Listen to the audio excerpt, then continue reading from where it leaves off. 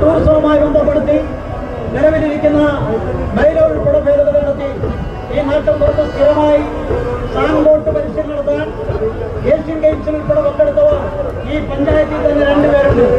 അവരുടെ സഹായത്തോടെ സ്ഥിരമായി സാൻബോട്ടിന്റെ പരിശീലനം നടത്താൻ പറ്റുന്ന ഒരു വേദിയായി ഇത് മാറ്റാൻ ആഗ്രഹിക്കപ്പെടുകയാണ്.